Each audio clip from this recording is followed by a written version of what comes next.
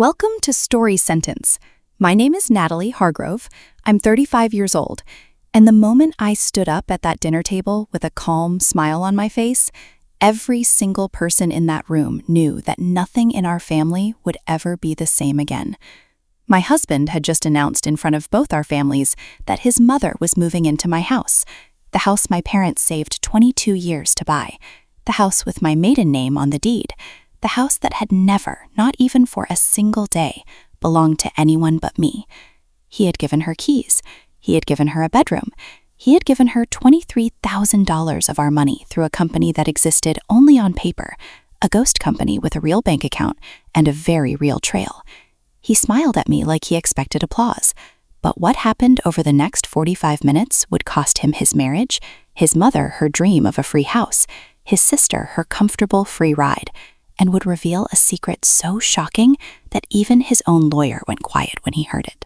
To understand how we got to that table, I need to take you back 7 months, to the beginning of the end. Welcome to Story Sentence, where we share real stories about family, boundaries, money, and the moments that test everything you thought you knew about the people closest to you. If anything in today's story hits close to home, drop a comment below. Subscribe to Story Sentence and stay with me because this one goes deep. I work as a nurse practitioner at Crestfield Valley Medical Center in Virginia. 3 night shifts a week, 12 hours each. I love what I do. There is something about being the calm in someone else's storm that fits my personality perfectly. But 12-hour nights don't leave much room for anything else. So over the years, I became the person who handled everything at home too. The bills, the grocery runs, the meal prep for the whole week, the oil change appointments, the dentist reminders. If it needed doing, I did it. I used to think that was strength. I was organized, I was capable, and if I didn't handle it, it simply didn't get handled. I had made peace with that reality a long time ago. Marcus, that is my husband, worked as a regional sales manager for a building materials company. Good income, decent hours, and more charm than any one person probably needs. He could walk into a room full of strangers and leave 40 minutes later with 3 new friends, 2 lunch invitations, and someone's business card tucked in his pocket. I married him when I was 29. He was 31. We had a good first year together, quiet and comfortable, the kind of beginning that makes you believe you chose wisely. And then there was the house. 3 bedrooms, 1.5 baths, in a quiet subdivision just south of Maplewood Crossing. A large oak tree in the front yard, a back patio where I would sit with my coffee at 6 in the morning before the rest of the street had even stirred. It was more than I had ever imagined owning at 29 years old. And it was a gift, the most generous and deliberate gift I have ever received in my life. My parents bought it outright, no mortgage, paid entirely in cash. They handed me the keys at the closing table, and my mother cried so hard that the notary quietly offered her a box of tissues. That house was supposed to be my foundation, the one solid thing underneath me no matter what else shifted. Instead, it became the thing that nearly broke me, and ultimately, the thing that saved me. My father is Daniel Ashford. He is 63 years old now, retired, but for 37 years he worked as a plumber. Not the kind who runs a large company with a fleet of branded vans. The kind who crawls under houses at 5:30 in the morning with a wrench and a flashlight and comes home smelling like copper pipe and PVC cement, and then drives back out again for an emergency call at 10 at night. He drove the same truck for 16 years and never once complained about it. My mother, Carolyn, worked the register at a local grocery store for 24 years. They were not wealthy. They were disciplined in a way that most people never managed to be. Every extra dollar went into a savings account they never touched, never raided for vacations or luxuries or impulse decisions. When I told them Marcus had proposed, my father did not say congratulations first. He said, "How is his credit?" That was Dad, straight to the thing that mattered. 2 weeks before the wedding, my parents sat me down at their kitchen table. My father slid a manila envelope across to me without a word. Inside was a deed to a house, the house in Maplewood Crossing, paid in full, and the deed was recorded in my name, not Natalie Hargrove, Natalie Jean Ashford, my maiden name. Beside the deed was a gift letter, notarized, dated, and signed by both parents. It read, This property is gifted solely to Natalie Jean Ashford as her sole and separate property.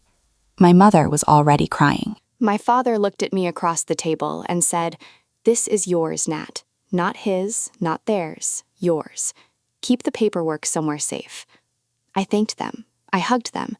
I thought my father was being overly cautious, the kind of old-fashioned worrying that comes from decades of watching other people's pipes burst at the worst possible moment.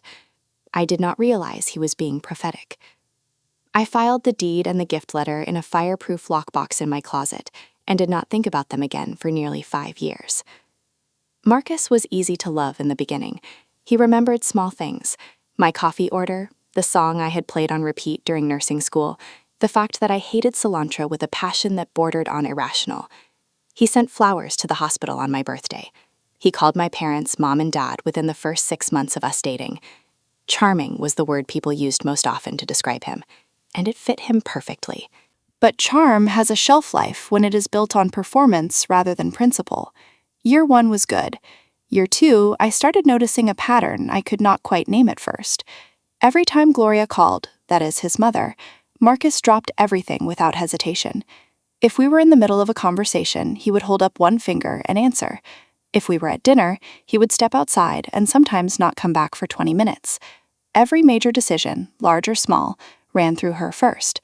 A new couch. Let me ask Mom what she thinks. Vacation dates.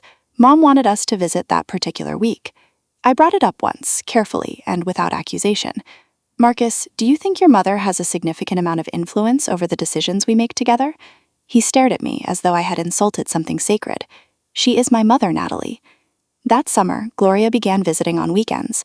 Marcus would invite her on Friday afternoon, and she would stay straight through Sunday. I did not mind at first. She was pleasant enough on the surface. She helped with dishes and brought banana bread. But by the 3rd consecutive weekend, I realized Marcus had not asked me a single time. He simply told me, "Mom is coming Friday." I said, "Marcus, this is my house, and I would appreciate a heads up before you invite anyone to stay." He frowned. "She is my mother, Natalie. She does not need an invitation." I looked at him steadily. "In my house, everyone needs an invitation, including your mother." He went quiet after that. Quiet, I would learn over time, was how Marcus planned his next move. Gloria Meade was 65, retired from a dental receptionist position she had held for 22 years, and she carried a wound she had never allowed to fully heal and never let anyone around her forget. 25 years ago, her husband Raymond had walked out, leaving her with 2 children, Marcus at age 13 and Amber at age 6, and a house she could not afford to maintain alone. The divorce had been brutal and lopsided. Raymond had a lawyer. Gloria did not. She signed a settlement that gave him the house, the car, and the retirement account. She walked away with 2 suitcases and a custody arrangement that favored his schedule. I knew this story because Marcus had told it to me on our 3rd date, with genuine emotion in his voice. Gloria retold it at every family gathering, every Thanksgiving, every Christmas. It was her origin story, and she wore it like armor that she had never once considered removing. By year 3 of our marriage, Gloria's visits had evolved into something that felt less like visits and more like a slow, deliberate occupation. She began commenting on my house as though she were the project manager assigned to improve it. "This kitchen would look so much better with updated cabinets. That wall color is far too dark. Let me pick something lighter." And then she stopped asking entirely. I came home from a shift one Tuesday afternoon and found new curtains hanging in my living room. Cream lace, replacing the navy linen ones that my mother and I had chosen together the week I moved in. "I bought those with my own money," Gloria announced brightly from the kitchen doorway. "Consider it a gift." I brought it up with Marcus that evening. He sighed. "Mom just wanted to help Natalie relax." The following Saturday, Gloria and I were alone in the kitchen. She was washing dishes and I was drying them, and she said it. The first sentence that I should have recognized immediately as a declaration of intent. "You married into this family. The house came with you." I set the dish towel down on the counter. "The house did not come with anyone, Gloria. My parents bought it for me." She smiled, dried her hands on the dish towel I had just put down, and walked into the living room without another word. She was not arguing. She was stating a belief, and beliefs, I would come to understand, are considerably harder to fight than arguments. Amber Meade was 30 years old, Marcus's younger sister, and the human equivalent of someone who borrows your car, returns it with an empty tank, and thanks you like you owed her the favor. She worked part-time as a receptionist at a hair salon in the next town over and lived with Gloria in a small apartment about 20 minutes from my house. Amber did not knock. She simply appeared. "I am just stopping by" would reliably turn into 4 hours on my sofa, half my refrigerator emptied, and a damp towel left on the bathroom floor. She would flip through my mail on the kitchen counter without a second thought, as though it were a magazine in a waiting room. She would try on my jackets and leave them on the wrong hooks. And one afternoon, I came home from a shift to find Amber sitting in my home office, the small room beside the master bedroom where I kept my laptop, patient reference binders, and personal financial documents. She was sitting in my chair with her feet on my desk, scrolling through her phone. "I just needed a quiet place to sit," she said without looking up. "Marcus said I could use any room." I called Marcus immediately. "Did you tell Amber she could use any room in my house?" There was a pause on his end. "It is our house, Natalie. Stop treating it like it only belongs to you." I hung up, walked back to the office, and looked at Amber calmly. "This room is off-limits to everyone, without exception." Amber blinked. "Okay, geez." That evening, I installed a keyed lock on the office door. I bought it myself, installed it myself, and kept both keys in my tool drawer in the kitchen. Marcus noticed it immediately. "You locked the office? Are you serious right now?" He shook his head slowly. "You are turning this entire house into a fortress." I looked at him. "Then stop letting people walk through it without asking me first." He did not respond, and a silent Marcus, I had learned by then, was far more dangerous than an angry one. 3 weeks later, I came home after a double night shift, 24 hours on my feet, 2 codes called, 1 devastating family conversation in the ICU hallway. All I wanted was a shower and 8 hours of absolute silence. I walked past the guest room and stopped. The door was open, and the room looked entirely different. New bedding, a floral duvet I had never seen before, a small nightstand with a reading lamp and a glass of water on it, a framed photograph of Marcus and Gloria on the dresser, and in the corner, Gloria's suitcase, unpacked, clothes folded neatly in the open closet. I stood in that doorway for a long time without moving. Then I found Marcus in the kitchen eating cereal, like it was any ordinary morning. "What happened to the guest room?" He did not look up. "Mom has been staying over more often, so I made it more comfortable for her. What is the big deal?" "The big deal," I said, "is that you redecorated a room in my house without asking me." He set his spoon down. "Our house, Natalie. The deed says my name, Marcus, not ours, not yours, mine." I told him clearly and directly. Gloria was welcome to visit, but that was not her permanent room. Any changes to this house required my approval, not his, not hers.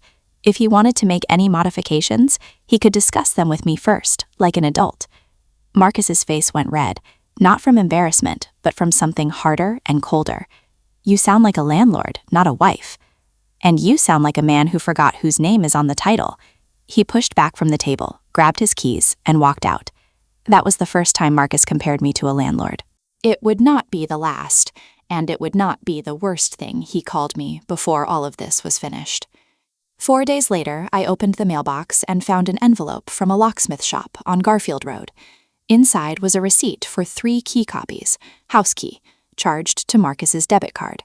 I was still holding that receipt when Marcus came in from the garage. I held it up. "What is this?" He glanced at it and shrugged. "I already gave Mom a copy of the key." Just like that, the way someone might say, "I already ticked up the dry cleaning." I stared at him. "You gave a key to my house to your mother without telling me?" "Stop saying my house. We are married. It is our house. The deed says otherwise, Marcus." He walked past me toward the stairs. "You and that deed." I stood in the kitchen for 2 full minutes after he went upstairs. Then I picked up my phone and called the first locksmith in my contacts. By 4 o'clock that afternoon, every exterior lock on the house, the front door, the back door, and the garage entry, had been completely rekeyed. 2 new keys, both of them mine. I put one on my keychain and placed the other one in the fireproof lockbox alongside the deed and the gift letter. The following afternoon, Gloria drove over for her usual visit and stood at the front door for 3 minutes, turning her key, jiggling the handle, trying again. Then she called Marcus. I heard his phone ring from the living room and heard him say, "What do you mean it does not work?" and then he looked across the room at me. "Did you change the locks?" "Yes, I did. If she needs to come inside, she can knock like a guest." He opened his mouth, closed it, picked up his jacket, and drove to Gloria's apartment. I sat on my sofa in my quiet house and felt something I had not felt in months: ownership. But I could already sense the ground shifting beneath me. Marcus was not the type to lose quietly. He was the type to find a different way in. I want to stop here for just a moment, because I know some of you watching right now are thinking, "Natalie, why didn't you simply leave?" And the answer is straightforward. It was my house. My parents had built their entire adult lives around giving it to me, and I was not going to walk away from it. If you have ever had to fight for something that was already and rightfully yours, you understand exactly what I mean. Drop a comment below if you have been in that position. Like this video and subscribe to Story Sentence so you never miss a story like this one. 2 weeks of cold silence followed. Marcus slept in the guest room, Gloria's room, as he had started calling it. He did not argue about the locks again. Instead, one evening, he came home carrying a small white box. "Smart lock," he said, holding it up. "Yale brand. We can control the door from our phones. No more arguments about physical keys." I looked at the box, and I looked at him. It was not a terrible idea on the surface, and that was precisely what made it dangerous. Marcus's worst moves always presented themselves as reasonable solutions. "Fine," I said, "but I am the primary administrator. No one else gets access without my explicit approval." "Of course," he said. He installed it that weekend, and I set up the app carefully. Natalie Hargrove, primary administrator. Marcus Hargrove, secondary user. 2 users. I checked 3 times, just 2. I believed I had it covered. I believed the digital lock was something I could monitor in real time, more effectively than a physical key I could not track. And technically, I was right about that. The app logged every single unlock event with a name and a timestamp. What I had not accounted for was that Marcus also had admin rights, and admin rights included the ability to add new users without triggering any notification to the other administrator. No alert, no pop-up, no confirmation request. He could add anyone he wanted, and I would not know unless I manually opened the user list and checked. I did not check for 2 weeks because I was pulling extra shifts at the hospital. One of the ICU nurses was on maternity leave, and I had volunteered to cover. 3 night shifts became 4. 4 became 5. I was exhausted in a way that reached down into my bones, running on coffee and sheer momentum. And Marcus, it turned out, had been waiting for exactly that kind of exhaustion, because tired people do not check apps, and he was counting entirely on that. But here is the first twist, and it is one I did not see coming.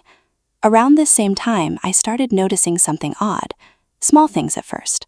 A drawer in the kitchen that I always kept organized was slightly off, the way someone who does not live there might rearrange it after looking for something. A file folder in my office, which was always locked, was somehow back on the shelf at a slightly different angle than I had left it, except the office door had been locked, and only I had the key. And once, just once, I came home to find the faint smell of a perfume I recognized in the hallway outside my office. Gloria's perfume. Rose and something chemical underneath it, the kind that stays in the air for an hour. I said nothing. I filed it away. And then one morning, I found a small sticky note tucked under the edge of my desk lamp inside my locked office. It said only 3 words, in handwriting I did not recognize. "Leave while you can." I stood very still in that room for a long time. Then I photographed the note, placed it in a sealed envelope, and locked it in my car's glove compartment. Someone was either trying to warn me or trying to frighten me into leaving the house voluntarily. I intended to find out which one it was. Gloria called me directly for the first time, not going through Marcus. My phone rang at 7 in the morning, right after I had gotten home from a shift. Her voice was different than usual, softer, almost rehearsed, like someone running through lines before a performance. "Natalie, honey, I just want us to be a family. I am not trying to take anything from you." She talked about getting older, about her apartment being too cold in the winter, about the loneliness of eating dinner alone every night for 25 years. "I just do not want to spend my final years alone in that apartment," she said. There was a crack in her voice that sounded genuine. I sat on the edge of my bed, still in scrubs, still carrying the smell of the hospital, and I listened. I let her finish entirely. Then I said, "Gloria, you are welcome to visit this house, but it has one owner, and that is me. I would be glad to help you research senior living communities, something with activities and people your age, a real sense of community." Then the warmth fell away completely. Senior living? I am 65, not 85. Marcus would never allow you to do something like that to me. I am not doing anything to you. I am offering to help. There is a meaningful difference. She hung up without saying goodbye. That night, Marcus did not come home until nearly midnight. He walked in carrying the scent of cigarettes and lavender air freshener. Gloria's apartment.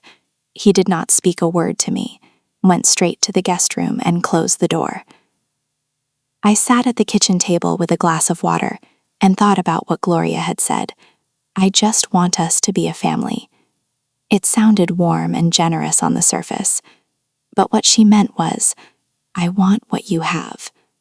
And she was not asking. A week later, Gloria arrived on a Saturday afternoon, carrying a shoebox.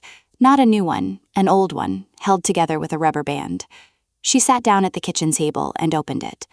Inside were photographs, dozens of them, faded and creased, some with water stains at the edges.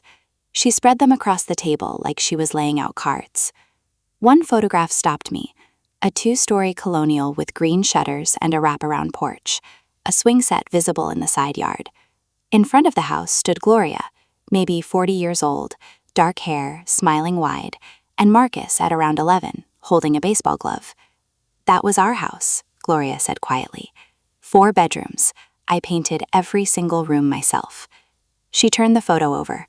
On the back, in pencil, were the words, "First Christmas, 1999. Then she told me the rest of it. The day she packed the car, Marcus was 13.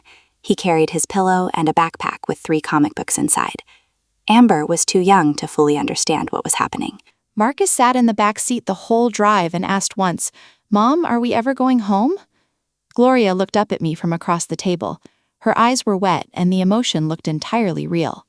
"So you understand?" she said. "Do not be selfish, Natalie.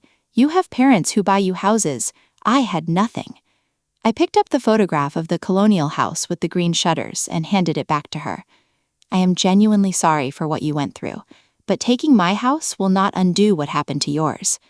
She blinked, took the photo, packed the shoebox, snapped the rubber band around it, and left without saying goodbye.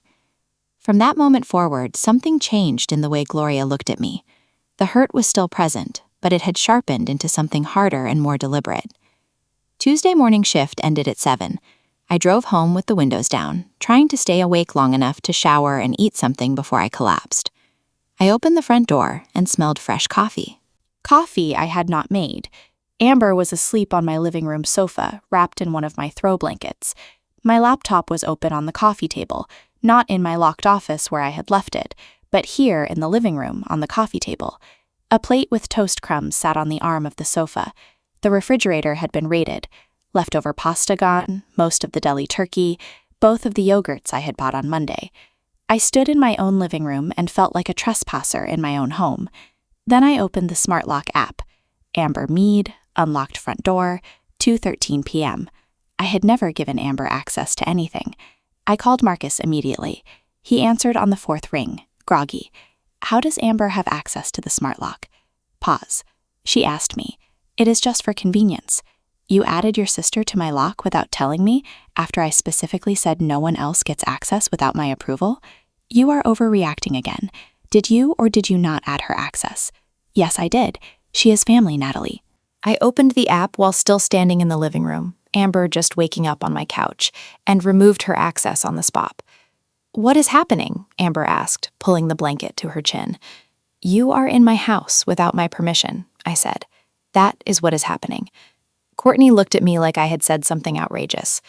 Marcus said, "Marcus does not own this house. I do, and I did not invite you here." She left 20 minutes later. She was in hand, texting furiously as she walked to her car. I reset the administrator settings on the lock immediately. removed Marcus's admin privileges entirely, set myself as the sole administrator. One admin, one authority, no exceptions. Marcus gave me the silent treatment for 3 days after that. Then the pressure campaign began in earnest. He sat me down on a Wednesday evening, wearing an expression designed to look like genuine pain, but landing much closer to calculation. My mother was crying all night because you humiliated Amber. I said nothing. You are tearing this family apart, Natalie.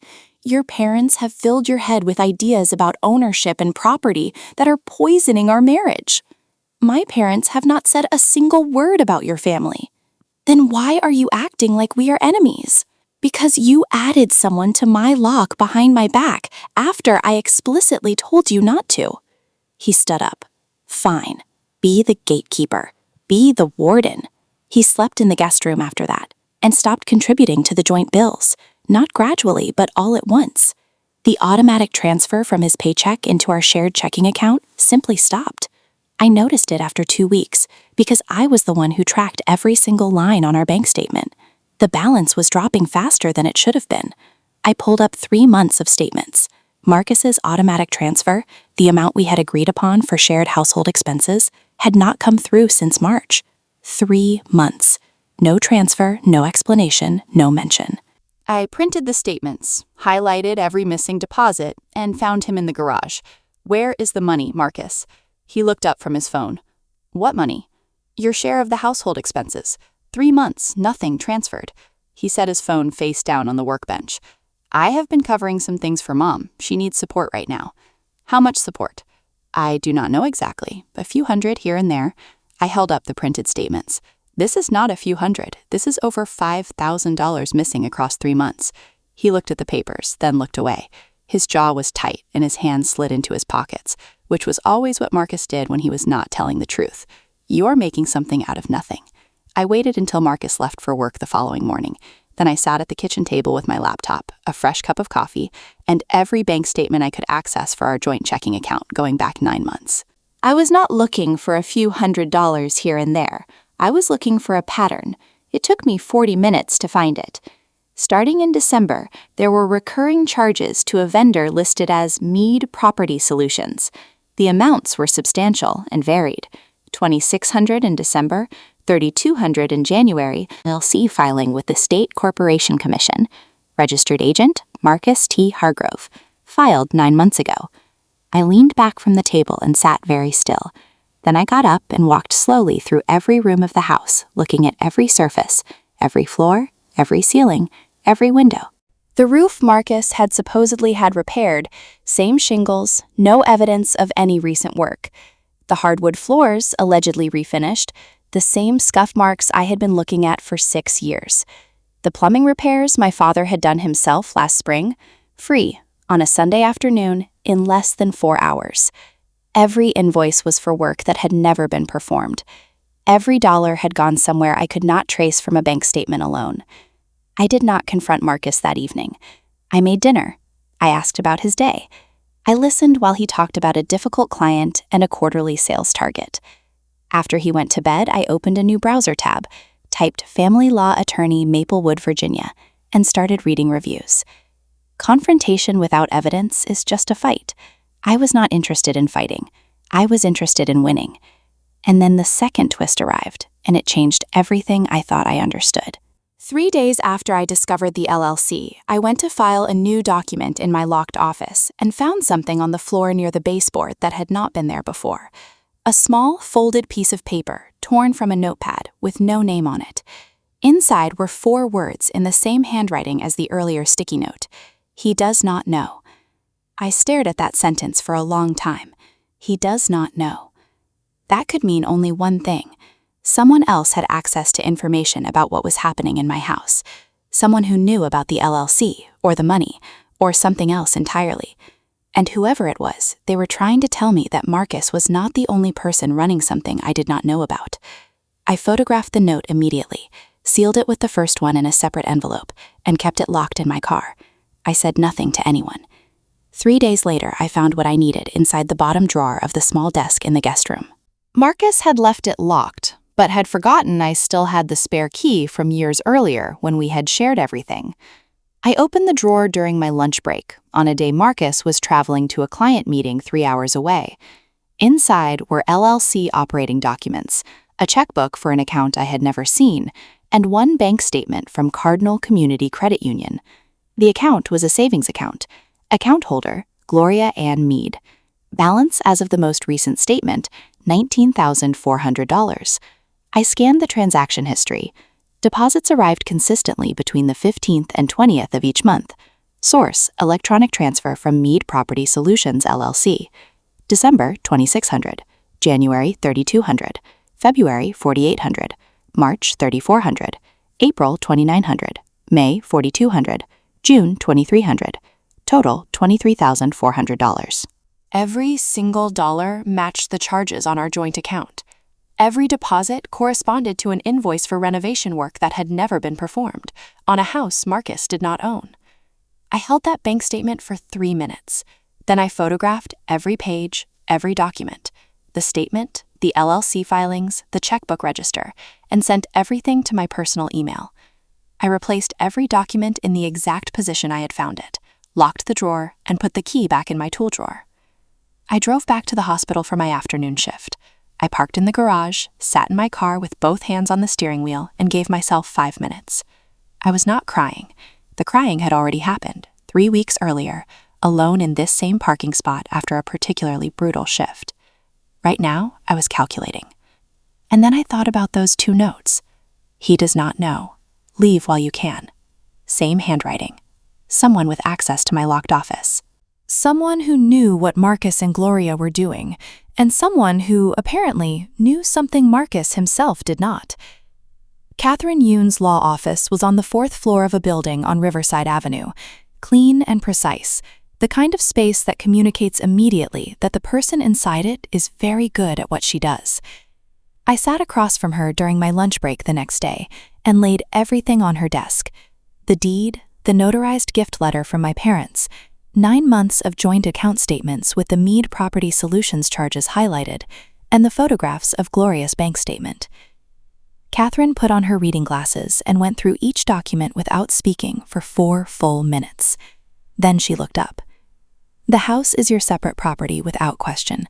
The deed is in your maiden name. The gift letter is notarized and dated 2 weeks before the marriage. He has no legal claim whatsoever. I exhaled slowly. She was already writing on her notepad. What about the LLC and the invoices? Dissipation of marital assets is the legal term. He transferred joint funds to his mother through a fabricated company. A forensic accountant can trace every dollar, and a judge will take that very seriously. She slid a business card across the desk. David Cho, forensic accountant, has worked on dozens of cases like this one. Call him today. He will need your bank records, the LLC filing, and everything else you can provide. Timeline is approximately 3 weeks for something this well documented. The trail is not hidden, it is simply unexamined so far. She set down her pen. I will have the petition drafted by end of this week. You file when you are ready. But Natalie, do not tip your hand. Do not confront Marcus, do not change any account access. Let the forensic work finish first. I nodded. 3 weeks. I shook her hand, walked downstairs, and sat in my car for 10 minutes before I could make myself drive back to work. 3 weeks. I just needed to keep everything completely normal for 3 weeks. I need to pause here for a moment because I know what some of you are thinking right now. The hardest part was not finding the evidence.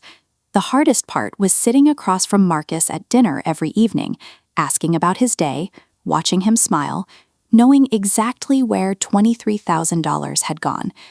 3 weeks of watching someone lie to your face while you carry the proof in your bag everywhere you go. If you have ever had to play the long game when everything in you wants to act right now, you know exactly what that costs you. Subscribe to Story Sentence if you are with me on this. Hit the like button and keep watching because we are not close to finish. 21 days. I counted every single one. I went to work and I came home. I made pasta on Tuesdays and chicken on Thursdays. I asked Marcus about his sales numbers and actually listened to the answers.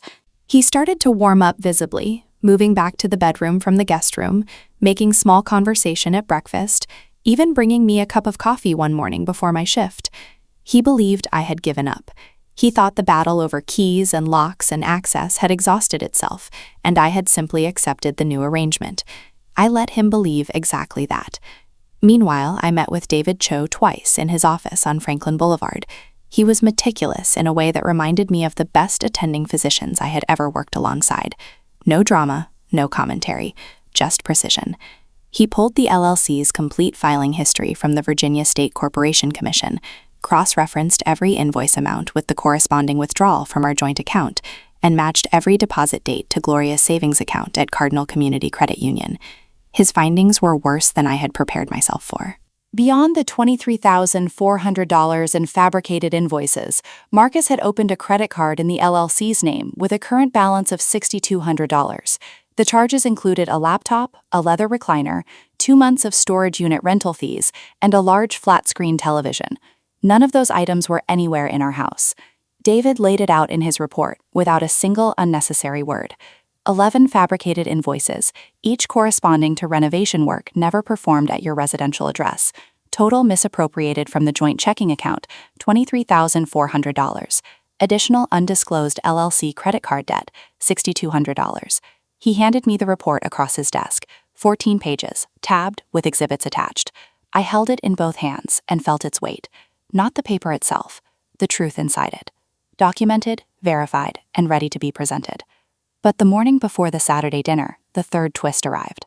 And it was the one that rewrote the entire story. I was at my kitchen table reviewing David's report one final time when my phone rang from a number I did not recognize. I answered. A woman's voice, quiet and careful. Is this Natalie? Yes. Who is this? A long pause. My name is Renee. I'm at Cardinal Community Credit Union. I know I should not be calling you, but there is something you need to know before whatever you are planning to do. I sat very still. Go ahead. Gloria has a second account, not the savings account you already found, a joint checking account. She opened it 6 months ago. She paused again. The co-holder on that account is Amber. I did not speak for several seconds. How much is in it? As of this week, $11,000. Same source of deposits? She said nothing for a moment. Same source. I thanked her. She hung up without giving me her last name. I sat at that table for a long time. Amber knew. Amber had not just been an uninvited house guest sleeping on my sofa and eating my food. She had been a participant. She had signed her name to a joint account that was receiving stolen money. The notes in my office, leave while you can, he does not know. Amber had left them, not to warn me out of kindness, to warn me out of fear, because at some point she had realized this was going to collapse, and she wanted me gone before it did, so she would not be caught in the wreckage. I picked up my phone and called Catherine Yoon. We need to add something to the petition. She listened while I explained. There was a brief silence. Then she said, "This changes the scope considerably. Give me the account information. I will have an amended motion ready by morning." Thursday evening, Marcus sat down across from me at the kitchen table, wearing his presentation face, the one built for closing deals. "Natalie, I have been doing a lot of thinking." I set down my glass. "About what specifically?" His hands were flat on the table in front of him, relaxed, the posture of a man who believes he is about to get what he wants.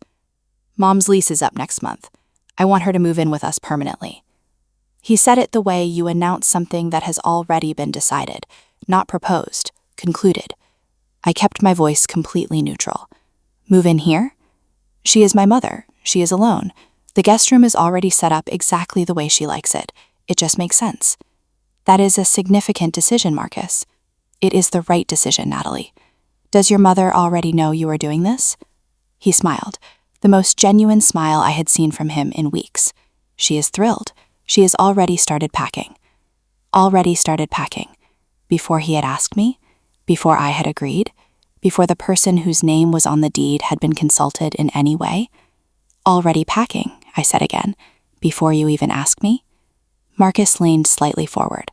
"Natalie, you married into this family. This house is large enough for everyone. Do not make this about ownership again." There it was, his mother's words, word for word, coming out of his mouth. I looked at him across the table. I thought about the 14-page forensic report in my bag. I thought about Catherine Yoon's advice. Do not tip your hand. I thought about Renee's phone call that morning and the $11,000 in a joint account with Amber's name on it. Then I said something that surprised him. Okay, let's talk about it at dinner. I want both families there. Marcus blinked. Both families? Your mom, Amber, my parents, everyone together at the table. If we are making a major family decision, it should be made with everyone present. His face opened up immediately. That is actually a really great idea. I will set it all up. He went to bed that night feeling like he had finally won something. I stayed awake until 1 in the morning reviewing David's report page by page, and the amended motion Catherine had sent me by email. Friday morning, I called my father. Dad, I need the original deed and the gift letter, and I need you and Mom at dinner tomorrow night. A pause on his end. Is everything all right, Nat? It will be, I promise. Just bring the documents, the originals. He did not ask anything further. That was my father. When his daughter told him what she needed, he delivered it. No interrogation, no second guessing, just action. At noon, I had my final meeting with Catherine Yoon. She handed me the complete amended filing, the divorce petition, the motion to preserve separate property, and the new motion addressing the secondary account and Amber's participation. She looked at me over her reading glasses. You have done everything exactly right. The house is secured. The money trail is fully documented. The secondary account adds to the picture significantly. Saturday, state your facts, stay calm, let his reaction be his reaction. I drove home with the complete file on the passenger seat beside me and began preparing for dinner. Chicken marsala, Gloria's favorite, because there is something quietly satisfying about cooking someone's favorite meal on the evening they are going to have the worst night of their recent memory.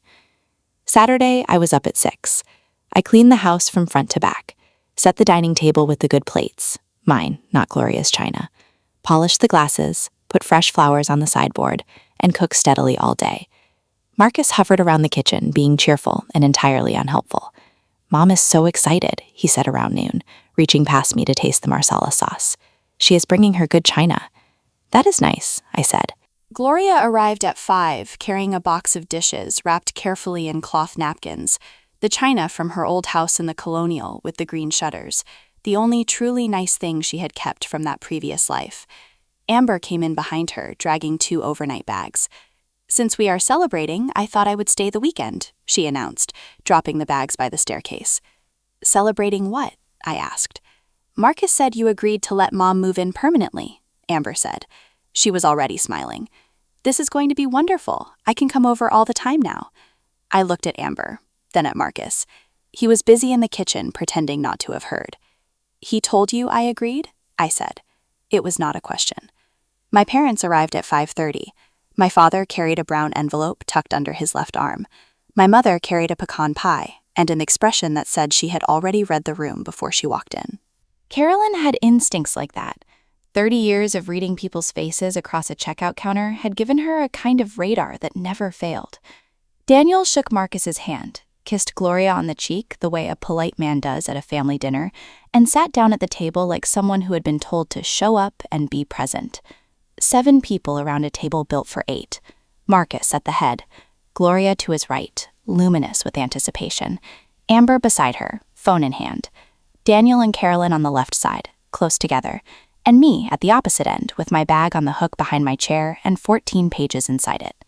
Dinner was pleasant on the surface. Gloria complimented the marsala 3 separate times. Amber asked for seconds. Marcus refilled wine glasses and made a joke about needing a bigger table. My parents ate quietly, Daniel chewing slowly, Carolyn watching everything. After the plates were cleared and coffee was poured, Marcus tapped his wine glass with a fork. The room went still. I have an announcement to make, he said. He stood up, one hand resting on the table, the other on the back of Gloria's chair. Mom's lease ends next month, and Natalie and I have agreed that she will be moving in with us permanently. Gloria clasped her hands together. Her eyes were bright and shining. Amber clapped twice. This is happening, Marcus continued. We are going to convert the study into a sitting room for Mom, give her real dedicated space. And Amber, you are welcome here any time you want. I have already ordered a new key set for the front lock. He looked at me with his salesman smile, that confident lift of the chin. Right, babe? Every pair of eyes in the room turned to face me. Gloria, expectant. Amber, grinning. Marcus, already beginning to celebrate. Daniel, still as granite. Carolyn holding her coffee cup in both hands. I set my napkin on the table carefully, pushed my chair back, and stood up.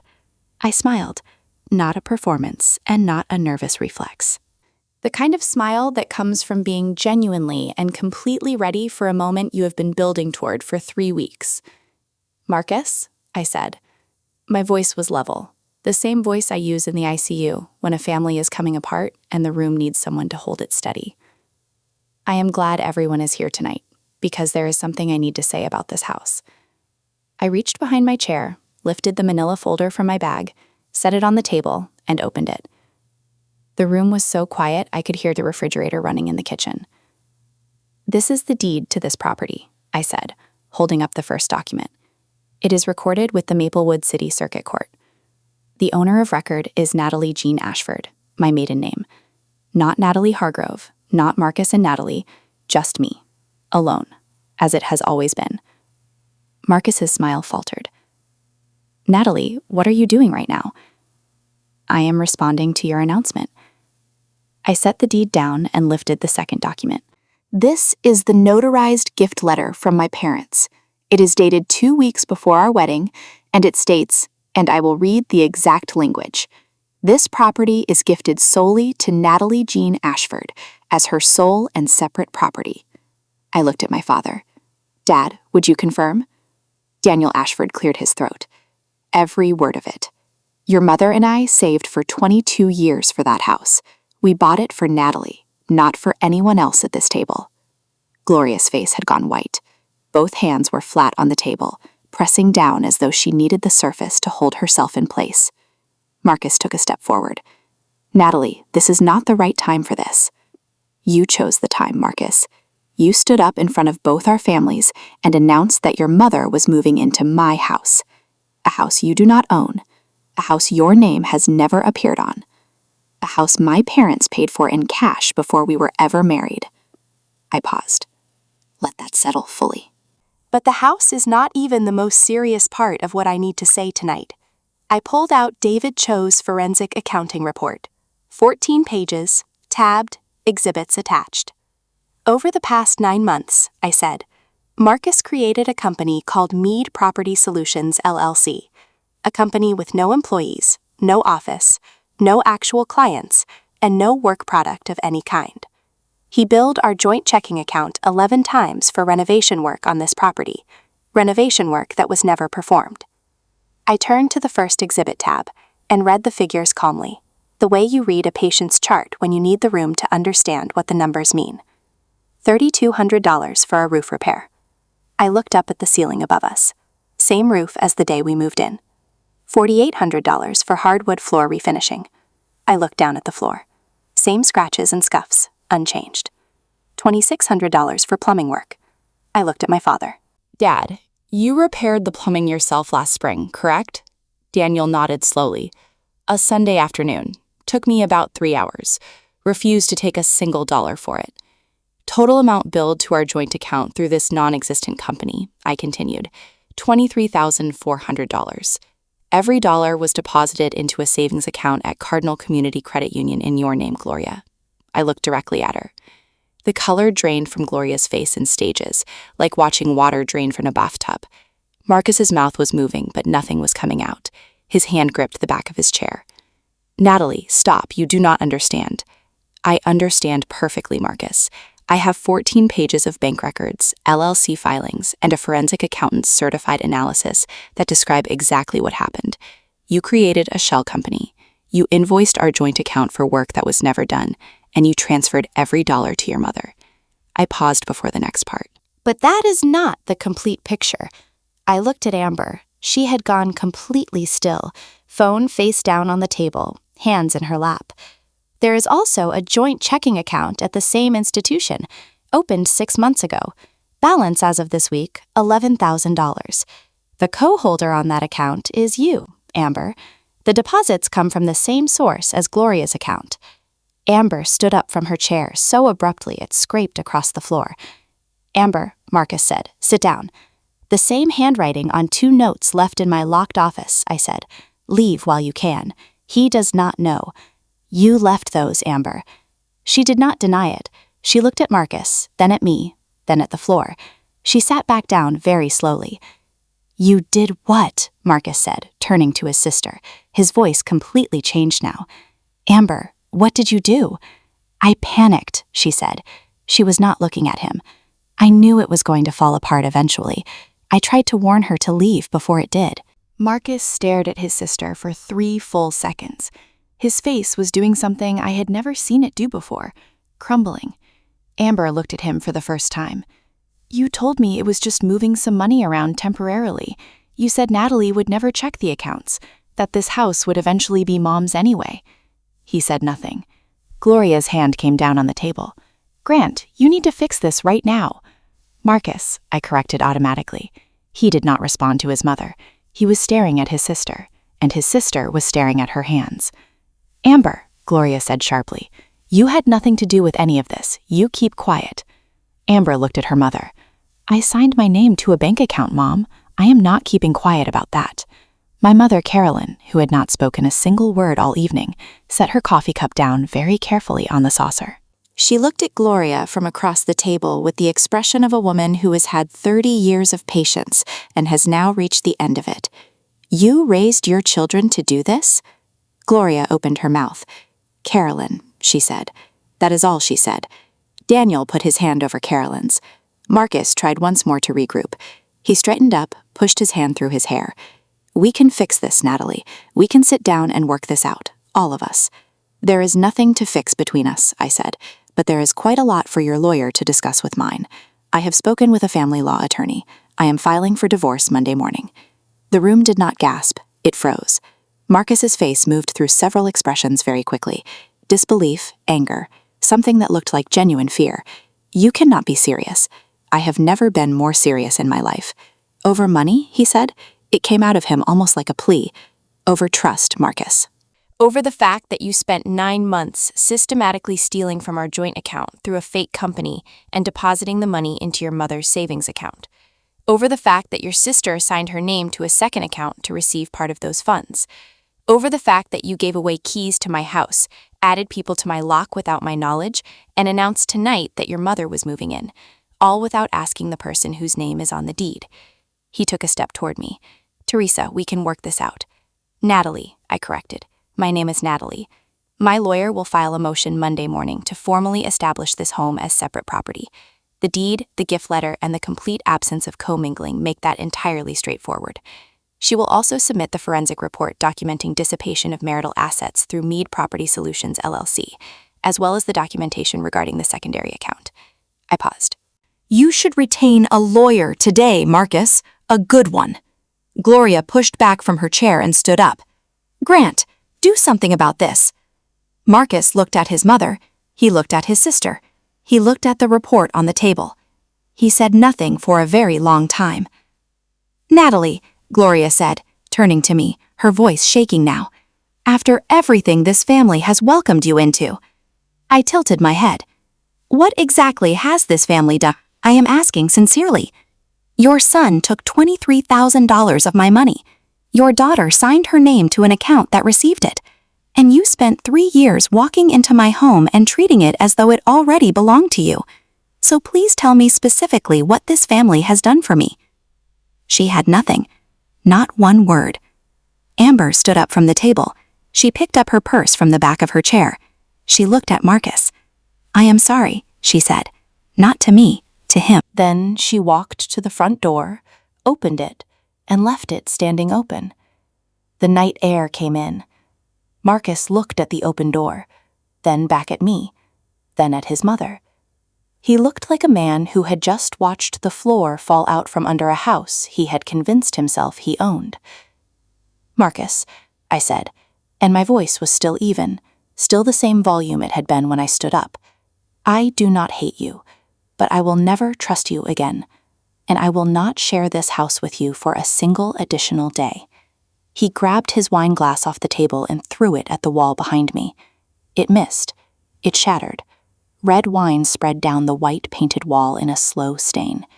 I did not flinch, not even slightly. It is over, Marcus. Gloria looked at the wine on the wall. She looked at her son. Then she started gathering her china from the table, the dishes from the colonial with the green shutters, wrapped in cloth napkins, the last beautiful things from her old life. Her hands were shaking.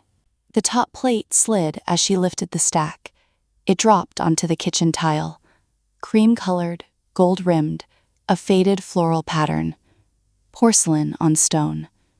A sharp, clean crack that carried through every corner of the room. Nobody moved to pick it up. Gloria looked at the broken plate for a long time. Then she looked at me. You will regret this. I met her eyes steadily. No, Gloria, I will not. I straightened the papers on the table, placed the forensic report squarely on top of the deed and the gift letter, and said the last thing I needed to say in that room. A home is not something you simply deserve. It is something you earn. Gloria walked out. Marcus followed without looking back at me. The front door closed behind them both. The house was quiet. The wine was still running down the wall. The broken plate was still on the kitchen floor. And I was still standing at the table, hands steady, heart beating fast but controlled, and not a single tear on my face. Not yet. 10 seconds passed. Then my mother's voice from across the table, soft and careful. Nat, are you okay? I sat down. My legs held, but my hands had begun to tremble, the adrenaline wearing off the way it always does after a code, when the patient is finally stable and your body remembers that it is allowed to shake. I will be.